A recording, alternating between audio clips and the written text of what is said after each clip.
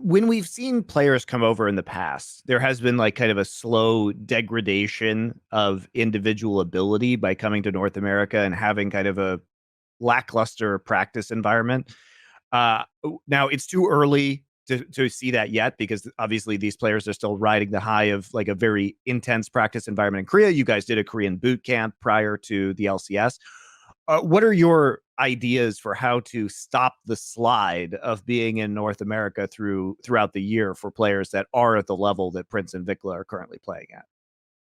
There's certain parts of it that just you have to deal with the realities of the situation. The reality is obviously the scrim opponents we have, we don't have the ability to pivot to other complementary regions that are similar levels of skill, like you can in Korea with LPL and other regions that are around. So I think there is going to be the need to set up a strong internal culture of accountability and, taking scrims seriously. I think that's still a point that we have some work to do.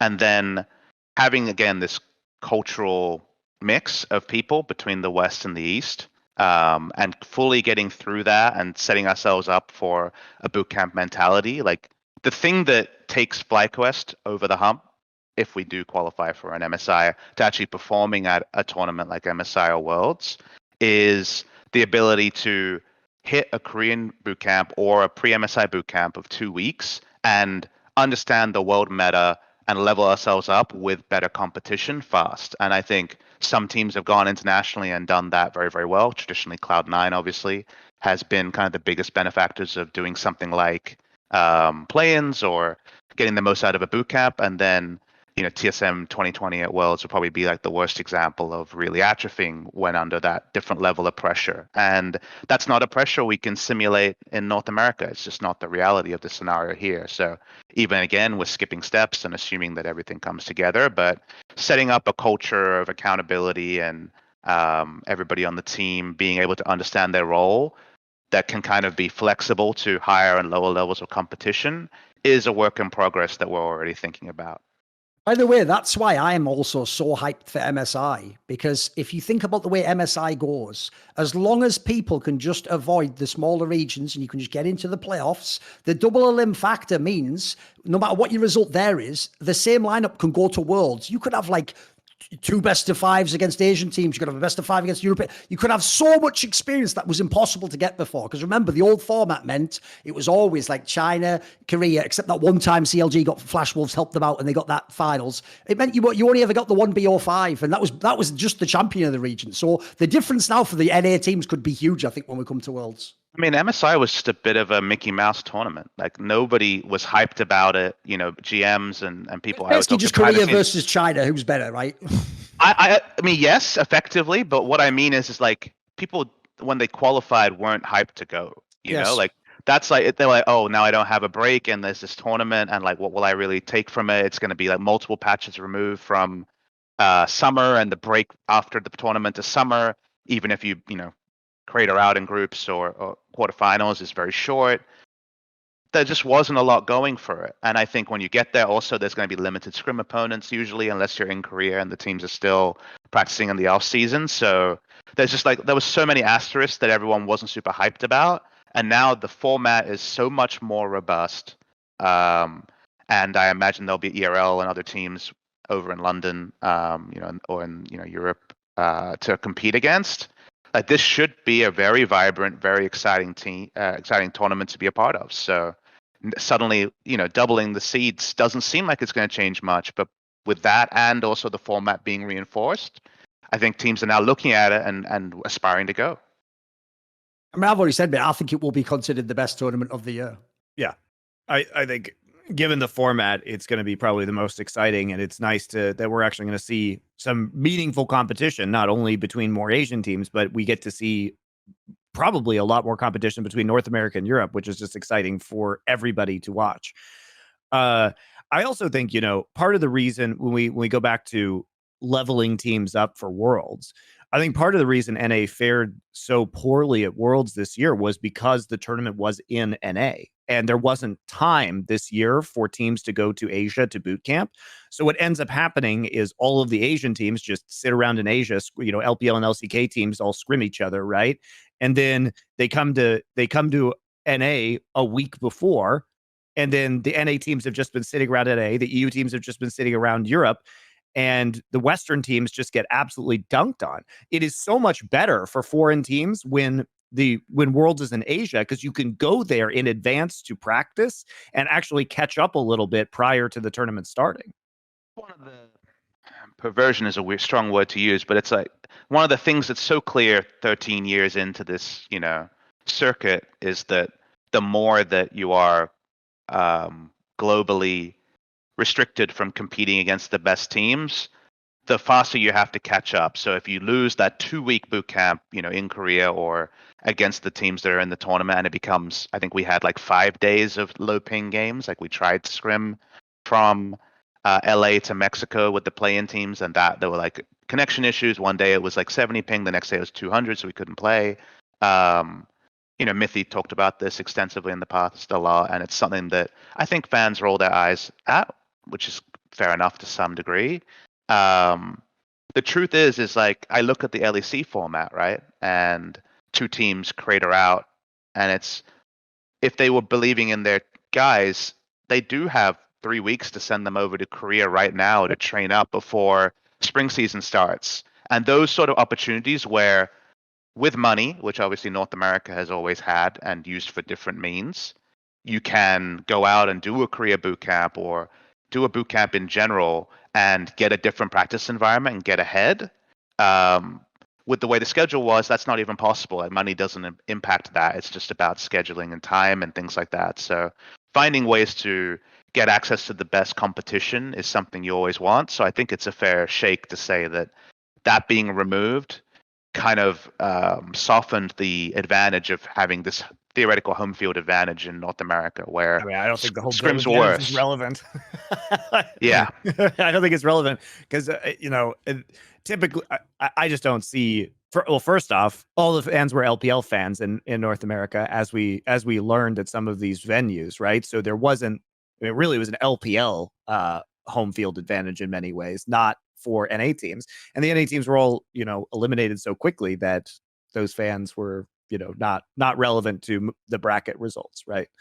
But yeah, I'm also from like regarding practice and continuing down this line, there's been a lot of talk recently, and I've been watching some of Artemis, one of the old EG coaches, his ideas about the scrim schedule. And as somebody who has set up the scrim schedule, you guys went from the one 5-game scrim block a day to now these 2-3 game scrim blocks. Is this something that you were on board with? Do you think this has actually helped the practice environment, or is it hurting? Is it not making a difference? What's your take on it?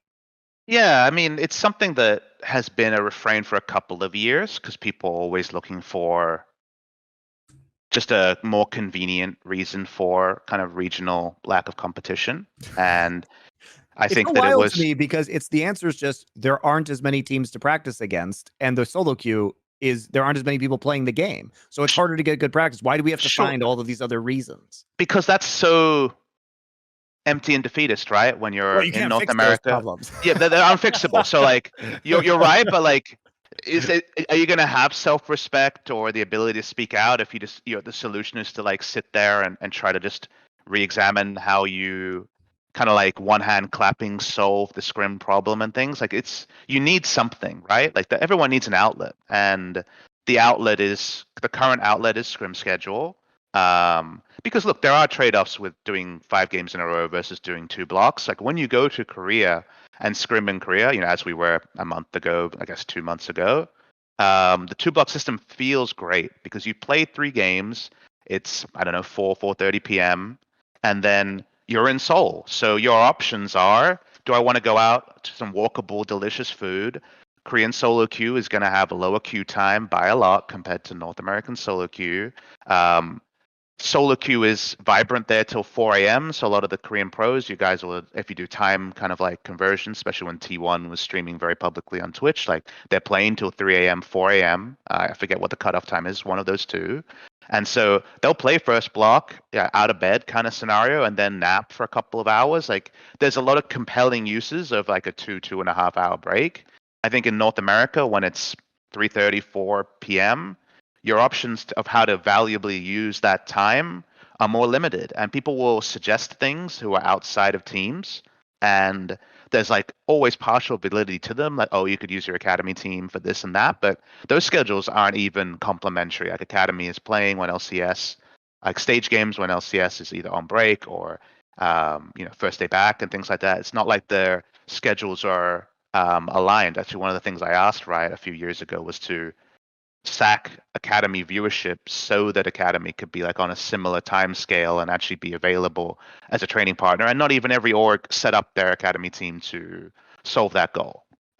So the reality is that scrim schedule changing, if you could control for all the other variables, could be great, but I personally wasn't like a fan of it when TSM was proposing it 2 years ago now, or for the 2022 season. I know that that's been talked about publicly recently. Kays was tweeting about it. And when a couple of people approached me at the start of this offseason, obviously I'm no longer a GM, and like my opinion is a lot more just accumulation of time rather than like trying to step up and have a voice.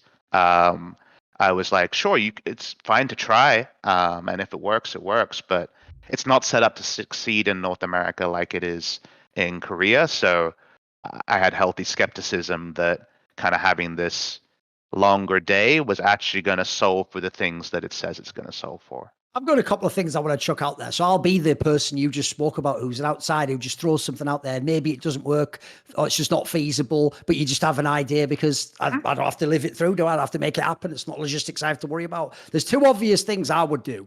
One, I've always thought this was one of the silliest things because it's the Riot circuit that keeps teams apart. If you watch CSGO, mate, every region can, in theory, rise if they can just attend the tournament. It's actually about just have the money to travel, and do you have a qualifier? They often do, by the way. So then it becomes things like you do the same thing. You hire a coach for your Chinese team from the European team, the European meta. You get in a few tournaments. If you get 3 in a row that are in the summer in Europe, you go a month early, you boot camp with all the other teams, you play a few online cops, you get your reps in. It's like doing the Ultimate Worlds boot camp, and you're able to level up. So two things I would do is, one, if I was Riot, look, they obviously have a very different perspective than me, but years ago it was obvious to me that if you own, remember there didn't even used to be an MSI, you used to just go to Korea. It used to be back in the day just a 2-week boot camp, and that included the first week of getting all your sleep together. You just go for a 2-week boot camp straight into Worlds. Back then, by the way, if T1 and Rocks beat your ass in the first day of practice, you don't even get to play them anymore. Now you're playing 5th best LCK team,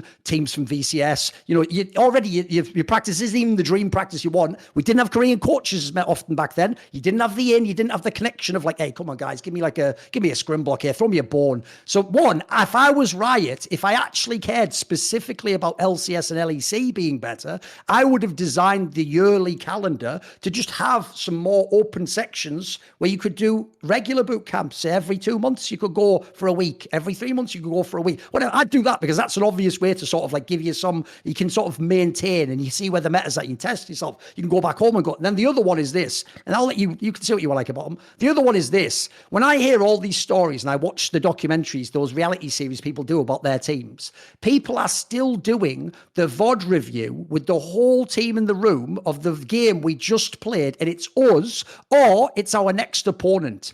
This is like the way they would coach baseball like 100 years ago. Here's what I would do in the modern day, because there's a story in CSGO where the first Brazilian team to become world champions were in an inferior region, NA. They would essentially practice differently. They got to go to Europe all the time anyway, so the region wasn't a problem. And they would spend before majors, twice as much time on theory as playing the game, because they knew I'm playing worse teams. Now, here's what I would do in the modern day. Half my theory would be just taking the best LPL and LCK VODs and breaking that down with the players. And then lastly, I wouldn't do it as a team. I would break down things out. The joke is last year, I'd have been showing like my ADC. I'd have been showing Berserker all the Prince VODs and all the ones of Ruler and all these, and I'd have been working with him in the same way as if you're in the NFL. You don't waste the time of the defense listening to what the wide receiver's doing on his route or the running back. Like it's so. What do you think of these aspects? Obviously, I'm just throwing them out there. So for the first one, I think the most important thing to spell out is that you're solving for Riot, or you're ascribing Riot to solve for North America and European team international competitiveness at international events. Yes. That's not what Riot should solve for in their eyes. That's not what they're motivated to do. Just like when people like scrap spring season, it doesn't matter, and run an open circuit and then do a summer season if you have to have a league. Like, okay, but spring season has higher viewership than summer season because people have less competition for their time when it comes to spring versus summer, because they're not on holidays, they're at university. So like, guess what? They're motivated to get the highest average viewership or minutes viewed or whatever the latest statistic is. That's going to happen in spring. That's going to be the thing that they sell to sponsors. That's going to make this scene viable and or profitable, or whatever the word is, from Riot's POV. So they're not solving for that. So they're not doing that. Obviously, we could go back to season 2 and have everybody boot camping for MLG, and all the stories about how Gambit Gaming were always able to peak at the right time because they understood how to have like work-life balance and be like super off-season mode, then super boot camp mode before they went to an IEM and things like that. Like that is not the ecosystem we exist in. So that's not supported. Just like that's just a reality of where we're at. So a lot would have to deconstruct for that to change. That's why I'm kind of interested to see what XL and Fnatic do in terms of, do they go and do an international boot camp? Is it just more going to be about roster changes? Like I don't have insight there. And to your second point about training strategies, I think that's a really interesting thing, and it's something I've thought a lot about. I think that Reaper's strategy when he was head coach was the review. Especially when the team was in a good kind of clip and there wasn't as much like band-aids that needed to be applied, he would have a short team review about one thing that he thought needed to improve about the team, like 5 to 10 minutes. And then we had Mithy and Freeze as assistant coaches last year. Then they were able to go and do their one-on-ones with bot lane or in the mid laner and things like that, and bring in concepts from other areas. And I think that's when a team's in form, and when later in the year, like for us, that wouldn't work right now because there's a lot of like, you said this and I half understood it because it's, not the best English phrase, or, used the Korean word for this and that confused me. Like we're still at that stage, right? That we're not at the point where that's viable for us, but in the future, I'm a big fan of that. And I'm a big fan of bringing in concepts and going over them. But again, it's worth noting, and I have a presentation to players about kind of social media stuff later today, so I know this. It's a lot of players learn by doing. A lot of players can only use VODs as like inspiration to go play like immediately afterwards, rather than sit there and kind of sift through the info and like work through the theory and talk it out. That doesn't work for every player. So for the players who it doesn't work for, you have to kind of bring them to the trough to drink, and you kind of have to compromise a little bit. And for the players it does work with, you kind of let it kind of sift through. So I think there's definitely elements to it, and I feel like every org does it differently, and the balance is always different. But you're right in that there are definitely days where you play 6 meaningless scrims when no one learned anything, and if anything, you developed bad habits. Where afterwards, especially as a GM, where you're not like in their review on a review, kind of going through the emotional baggage that creates, you're like, okay, so what have we achieved today? It seems like nothing from the outside. So for sure, there's work to be done. There's definitely not the correct balance on these things yet, Duncan. I mean, I also think that a lot of the complaints have been that the lack of availability for drilling, because the tools just don't exist. Like Riot hasn't created necessarily the tools to like replay from certain game states. Or they famously said they didn't want those tools to exist. Yeah, they actually said it would be unfair. So I mean, all these problems. Riot makes a decision at the beginning of the chain. Like Papa says, sets up a whole scene, and then they're like, I'll unravel the whole thing. It's like, I didn't make you do it in the first place, mate. That doesn't work for me. But there's times where Riot says stuff like that, and I don't even know if they believe it when they say it out loud. Like, I think they're just trying to like meet the fans where they are, or have a convenient thing that like heads off a conversation. Because like that is just utter bullshit. But someone said it, so that's the whole position of the company, and there are people below that public statement seething about it. So yeah, I mean, it was said out loud, but I think it was bullshit even at the time. I mean, the reasoning was crazy. They thought the practice tool would create more toxicity. That people would tell each other in solo queue to go practice and practice tool, and that somehow would hurt people's feelings. But I mean, moving on beyond that, they did make it. But I'm just saying the drilling aspect of this game it makes it difficult to get meaningful practice a lot of times, because you can't actually drill in ways that a professional athlete would, for example. Like, you have to play an entire game. And you can't always even control your practice, because you go into a solo queue game and you're like, well, I need to practice this really broken champion. Oh, it's banned. You're like, well, how the fuck do I do this now? Right. Or it's like, I want to experiment with this champion at this position. Oh, all my teammates are now tilted in solo queue and they're running it down because they think I'm trolling. Right. No, in CS, we also, because the game naturally is more open to community sort of interaction, not the same way Counter-Strike itself was, but it's essentially you're allowed to run your own servers and to put your own things on there, things you can't do in League of Legends. They also in CSGO years ago invented all these tools. Like, the joke is, what you have as a sandbox mode, every single pro in CSGO for the last like 7 years warms up on a thing where it's just loads of bots at all different distances and they headshot them all for like 20 minutes. That's just to warm your aim up. Then you have like retake servers where you just do retakes on the bomb when it planted, and you defend and you retake.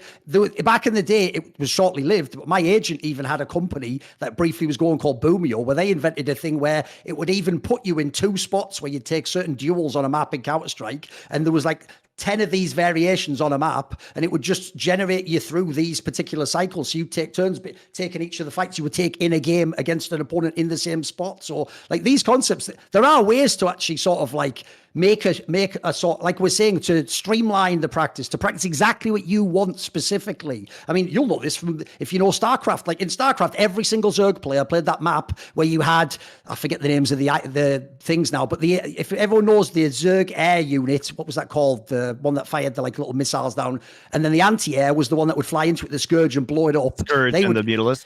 Mutalisk. There was a map that was just you flying Mutalisk, and then Scourge chasing you, and would just learn the micro of that. So Koreans and other people who've been able to get the tech have been able to do this. Obviously, the issue here is we always have to ask Riot. Riot's the one ultimately that has the control, and if they choose to do it, they do it. If they don't, then it doesn't happen.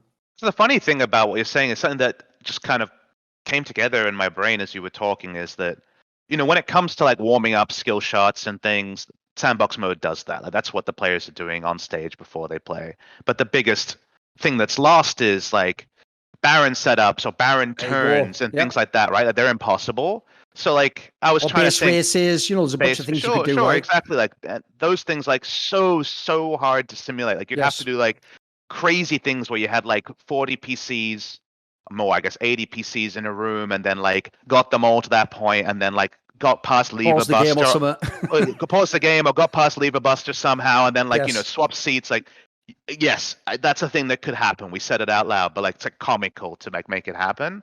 The funny thing is that I guess what Riot could do that would instantly level up scrim practice for everybody, so it's not going to be like a North American exclusive advantage, is what if you could chrono break scrims? You could also do from StarCraft VODs back in the day. Yes. You could go from that point and play it out again. Yes, and I know this is going to derail into the baggage of Riot like announcing chrono break like it was something amazing, even though StarCraft had it forever. I'm just incepting that, but to the point, we're not going to get chrono triggered. Don't worry. No, good game. But the reason why I bring it up now is the downside to chrono breaking, and I guess fans might not fully have insight on this, but it takes a long time, right? It takes I think it takes 15 minutes to chrono break or something like that. It's at least 8. I think it's 8 to 15 minutes. Something like that. Is like, that would still, like, ideally it was 0 minutes, but okay, it's 8, let's say, or 15. That would still be better than what exists right now. And being able to chrono break scrims, you could still at least have like a VOD review in those 8 minutes if it was predictable, and come back and like, especially turns off Barons. Like, that's a big one, right? Yes. Is like, should we turn or burn? But turn or burn. It's so many variables. It's so hard to know. You know, I always say, drilling it. Papa, I always feel so sorry for coaches in league because there is no way to know exactly how to coach that scenario because you just have to hope before the game they understood it. And if they didn't, you can never do like you're saying, like, hey, let's do that again. But remember, this Flowchart time, changes think every about it game. exactly. It'd be perfect, Well, wouldn't it? it's also like my question about the chrono break was that is it one time it takes 8 minutes and then you can replay that game state? It takes 8 minutes every single time. Like you can't just once the game state is there, you can't just like save the file and then just restart it from that point over and over and over again. I don't know that, but I do believe that. Yes, I do believe that it's every time. But in a world where, you know, like the Kovacevicd thing is always, okay, well, we could either be putting resources into something that's for all players or resources into only pro things, which is why Sandbox took so long. I guess why Chrono Break wasn't there from the start. If they could only do one thing, finding a way to tighten Chrono Break or make it viable for scrims, like, again, the burn or turn thing, as Thorin is saying, is like, the variables are like how many dashes do they have, whose flashes are up, what skills do they have that can steal over the wall, like Syndra, QE, a cooldown. That it's so many variables that like some players juggle very well, or they already have an impression before they start hitting the Baron. Thus, like 10 seconds later, when the contest comes, they can get there. But drilling it would just increase the overall proficiency, and I would love to see the overall proficiency on like objective turns match the overall proficiency of, you know, Lee Sin insect plays, or like where we are now with Chinese insects and things like that. With Lee Sin players, it's like that stuff is possible because one person can train infinite time, whereas teams cannot train viably infinite time on specifically objective turns. So if that was the one thing we could have right now that would make level up all regions, like it wouldn't make North America viable. I mean, it would make Korean, you know, teams even better and us like maybe like better. That would be very helpful. I mean, if you go back in time and you watch the way that Lee Sin used to play, there are very standard plays that were extremely impressive back in the day that would be considered really standard now. But the reason is first off, the game was in its infancy, but also in order to practice a lot of these like flash plays, you would have to wait 5 minutes for your flash to come back up in order to try the mechanic again. So you just couldn't get the reps. So Practice Tool has done insane shit for player mechanics. I just love where we're at now. I don't know if you guys, this is kind of like a niche thing, but there was a clip trending. I know Treats had a reflection on it recently of the fact that Elise Q doesn't go on cooldown if the unit dies during the animation. So you can Q a minion, smite it, and then you still have Q. So you can do like these crazy gap closes that like, because everybody has seen Elise since 2011 or 12, whenever this champ came out, you kind of know the engage range. You're never like, wow, I can't believe she repelled on me. Like, you know this range, like it's an innate thing, you know, but you don't know this mechanic yet because it's new. And it's like reproducible straight away. Everybody understands how to use it. Everybody's like stress testing it. It actually is like, it came out a couple years ago for whatever reason, nobody noticed. And now like it's trending and everyone can see the clip, everyone can get in the Practice Tool and practice it. Like that wasn't the case when Insect was debuting the Insect kick, you know, 10 years ago. Yeah. And there still is no globally available pool of replays for the teams, right? Like you get replays from your region. So there is. It's improved. So the way it works now is that you can get Ruffle, which is the hilariously titled League of Legends replay file. It's so cute, aren't they? Yes, they're so cute. Kawaii desu, etc. It's you can get major regions. LPL I think still has like the weird tech debt scenario, but you can instantly get 5 minutes after Next explodes of a pro game, you get Korean Challengers, Europe, North America, Academy, ERLs, Is that new this year? No, it was I don't know if it was partway through spring or start of summer. I want to say it was partway through spring last year. And it was actually not talked about a lot because I think some teams used it a lot. Like we used it a lot at 100 Thieves. And I think some teams weren't really aware of it because it's still a little bit frustrating because basically you have to have a TR installed that's that version of League of Legends. So you have to have like 5 TRs installed to like actually have historical replays. But getting in there and you're not getting POV. Like it's like 80% of what you want. Ideally, you're getting every player's POV, which I guess is impossible now that ProView is gone. But you're still getting the access to the things that pro teams hate. And let me tell you, pro teams hate the broadcast to watch the games because the replays are way too frequent and they're always off backs and rotations, basically. So you can never like you'll get the replay and then like the support dies and you're like, is that because they didn't recall after the play was over? Like, they decided they needed to like greed and share a plate with the team for some reason, and that caused the AD carry to have to overstay to kill a minion wave. Like, these are the things that you really do train on, which is like base timings and getting out on the map with resources. And that is what the broadcast will always it is full screen replays over. When I'm doing VOD reviews and there's this replay on the screen, I'm like, no, I need to know. The OJ Simpson moment. I'm like, I think that what if this was the play they were thinking here? Whereas with the ruffle file, it's perfect. I'm like a forensic investigator. Yes. I'm like, okay, I have this circumstantial evidence. Maybe like they killed the minion wave in this way, and that, or like, how did these mid laners did a trade? Like, how did that happen in mid lane? But I guess one of them has to go back now. I guess we'll never know the reason why. Yeah, I mean, now you get the ruffle files 5 minutes afterwards. The new feature, I think might be this year, might have been end of summer, is now you get your scrim ruffle files 5 minutes after your scrims. Even it's not even just stage games. So not enemy scrims, just to be clear, the ones you played. So there's no weird stuff there, but we're getting there on things like that should have been like 2013 things, then 2023 things. So hooray. Another one, Papa. Here's another 2013 thing. So in CSGO, another development that happened, it wasn't at the beginning, it was a couple of years in, and then it got more and more and more advanced, is both programs which you could put demos, replays if you're from League or other RTS games. You put the demos in and it can do things like it can either like strip the data out and show you in a different program, just like an overview of like in Counter-Strike, obviously you do the pissed around in a strat and setups and stuff, but you could do things like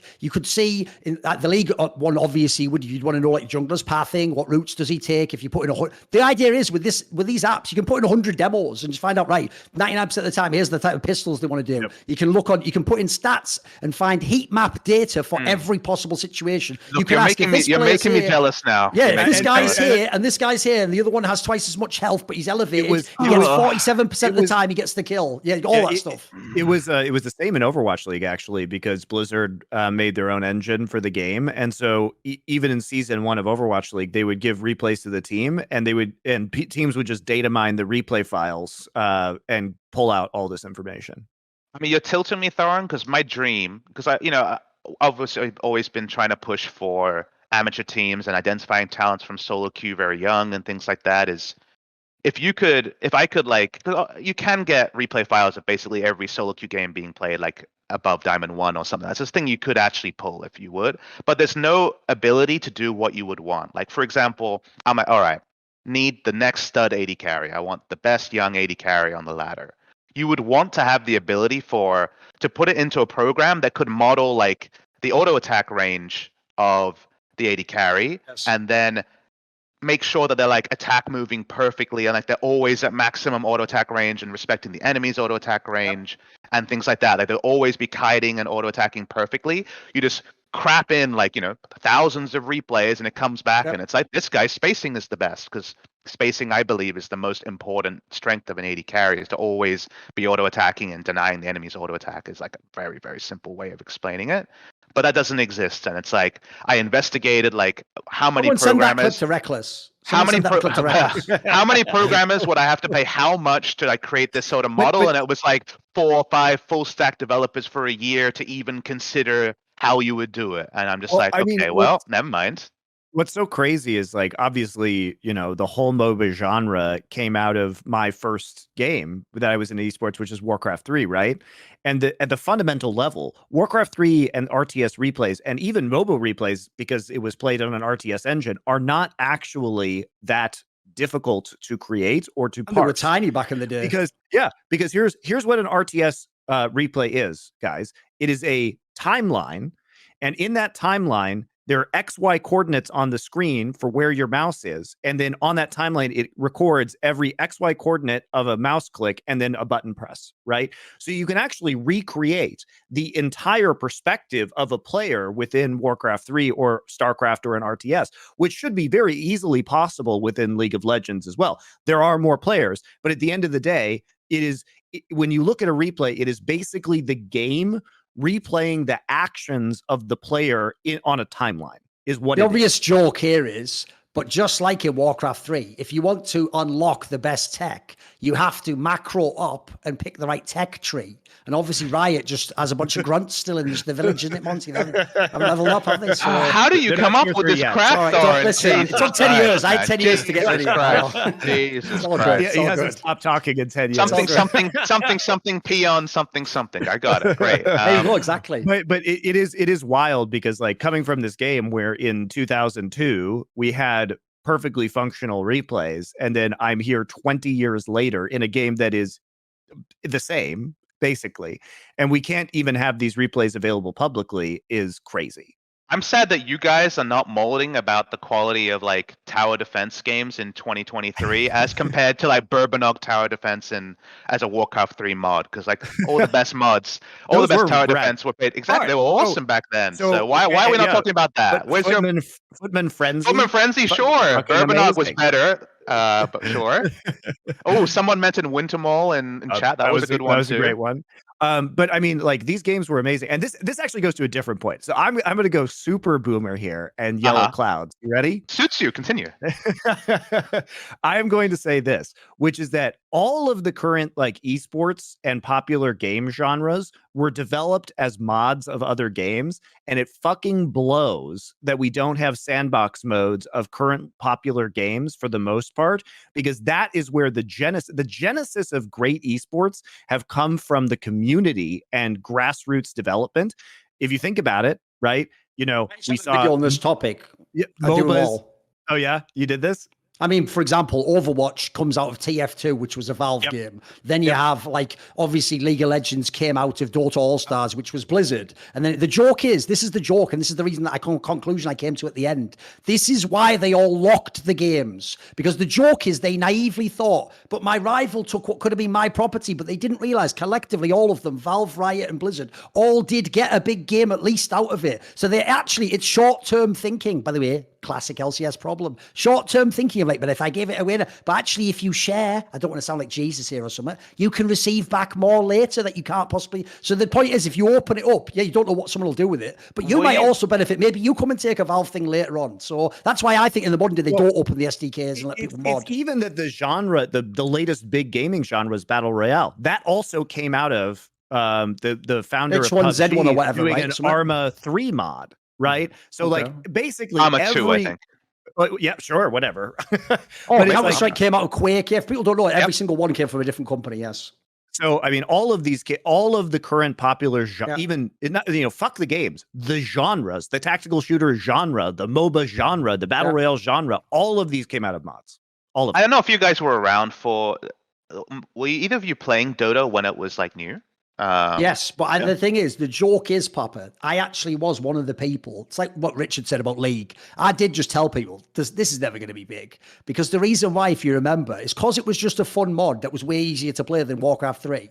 This is how everyone used to play Dota and find out about it in like 2005 or whatever. Yeah. You would finish playing the game you actually are a nerd in, Counter-Strike, League of Legends, wasn't League, I don't know why I said League of Legends, StarCraft or Warcraft back then, Right. You'd play the hard game that you were pro, and Dota was the chill friends game because you had to make a custom thing.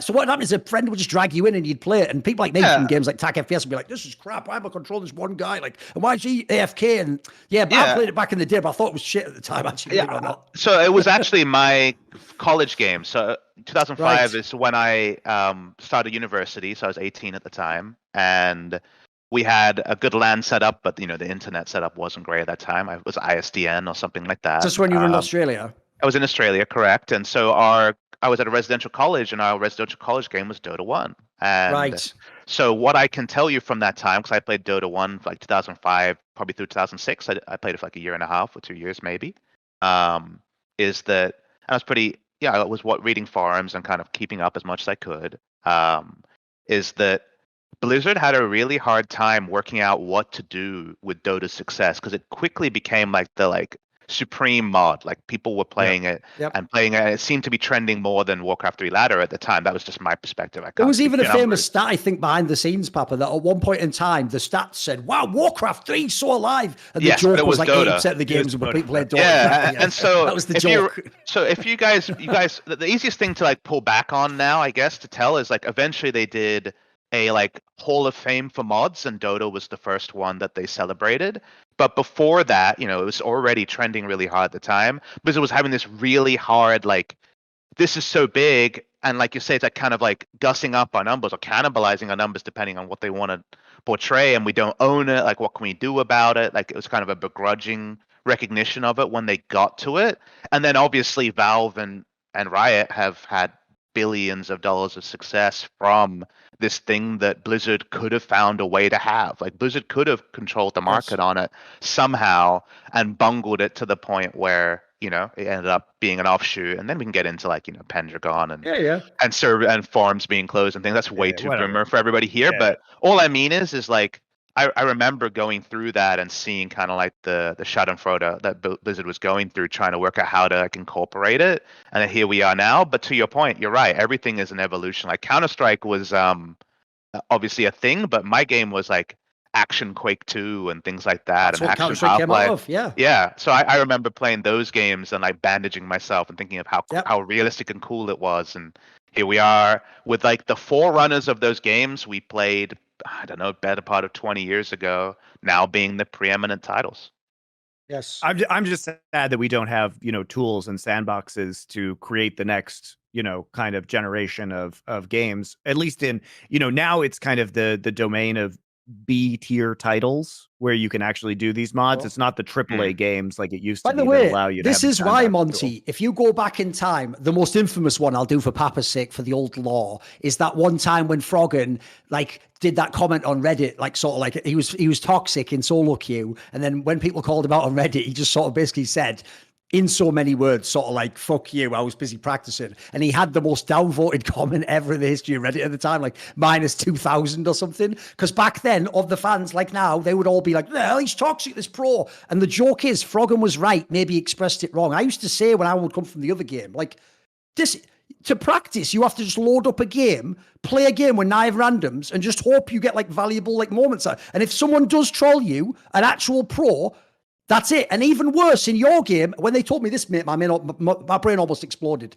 They actually consider it like Riot is potentially thinking about doing something if you smurf too much. Like, you can't even go into the bad games. You have to play at the top level. I couldn't believe how limited the practice concept was. And I always used to say, as a pro, that must suck so much. Like, as we're saying, imagine you are the jungler, you're trying to practice smites. How many cracks you get at that in a game? You know what I mean? Like, it was just so inefficient back then. I mean, it's gotten slightly better, but even so, as we're talking about, it's never really been able to break out with some of these aspects, and partly because of the tech. Yeah, and I think scouting is really hard too. Ruffles makes it better. So I think that now we're seeing some accurate imports, like, so Photon or someone coming in, like the groupthink in Korean or English on Challengers Korea players, especially before there was even an English broadcast. It doesn't get huge viewership in Korea either, right? Like, the groupthink is going to be limited on how good these players actually are, but a Ruffle will give you a little bit more insight on that and what the baselines are. But the gold standard is always POVs, and they're the hardest thing to get. You have to go through and hope that players are recording their point of view, where their mouse clicks similar to if they stream on Twitch. Korea doesn't even allow VODs of streams anymore on Twitch TV because of, I don't know. So getting POVs. And the POVs you really want are the POVs of them under competitive stress, i.e. stage matches or scrims against really good teams. And like, you need like multiple people's permission to get those. But when you get those, you see things like how crisp are their mouse clicks, how far away from their character is the mouse usually, and the closer they are to the character, the more tight their movement is. Whereas if you see like a boomer POV, like they're like clicking to like the corner of their screen or whatever, but the tighter clicks are always better.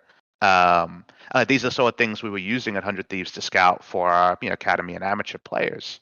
But they sometimes don't exist. Sometimes you're just like, please tell me you didn't delete your, it's off season, you didn't delete all the VODs. Like, please, like, these are still things that, because we're in this state of incomplete information, and you need to have like gigs of storage because we don't have correct tools from Riot, you're still playing a game of telephone to get the things you want. And then League of Legends is a complex enough game that even if you had all of that, there's so much work that needs to be done to make out who is looking at this footage, who has an accurate opinion of them, what are the variables that are predictive of success.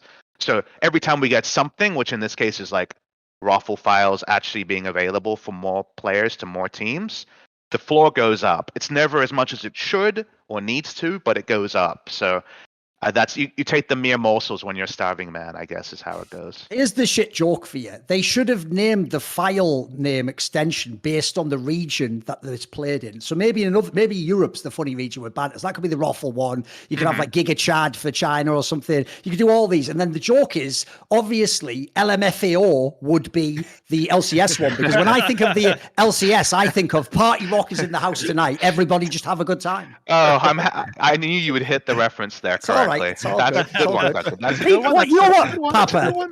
The one thing I never do get credit for is I don't bloody trip over the joke. You have to actually land all the words, mate. You got to get it in the right order. It's why you're a good caster and broadcaster. Is as you're talking and like firming towards the end of a sentence, you're already working out like the second order definition and things to extend it. Like that's a hard thing to do. As someone but who the thing is, it. though, I do a really good act of acting like I'm just an idiot who just accidentally tripped over and did it. So, idiot savant, though. Idiot savant. Yeah, exactly. Of course. See more cool, funny, interesting clips based on topics from my content? Well, subscribe to this channel then, or be a pleb and don't.